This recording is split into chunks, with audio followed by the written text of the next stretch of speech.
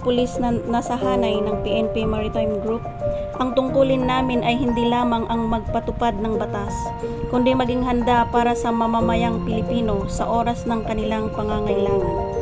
Sa bawat pagtulong sa kapwa, sa bawat yakap sa batang nawawala.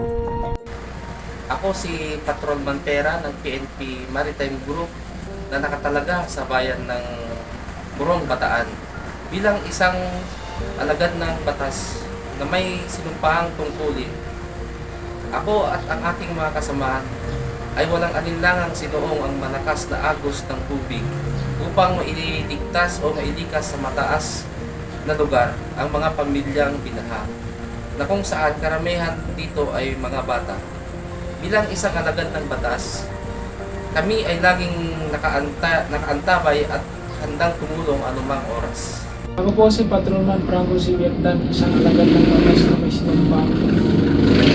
Tulad ng isang araw, habang kami nagsasagawa ng police visibility or foot patrol, may napansin kaming isang ginang na nakahiga sa gilid ng daan. Ito'y aming nilapitan na napag-alaman namin na siya'y walang malay. Kaagad namin siyang binigyan ng paunang lunas.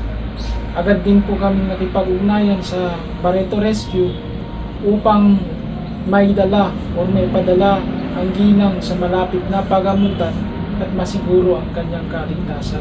Sa bawat pagsagip sa oras ng sakuna nang walang hinihintay na kapalit, naroon ang puso ng isang lingkod bayan.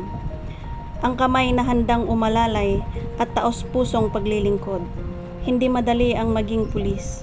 Madalas, sa harap ng panganib, kami ang nauuna, ngunit sa likod ng uniforme at badge, may malasakit, may damdamin, at may pusong handang tumulong anumang oras sa komunidad. Sa bawat araw na lumilipas, pinipili naming maging ilaw sa gitna ng dilim, handang makinig sa inyong mga suliranin. Dahil sa serbisyong may puso, tunay naming naipadama ang tunay na diwa ng pagiging tagapangalaga ng bayan. Kami ang PNP Maritime Group, handang tumulong sa anumang oras.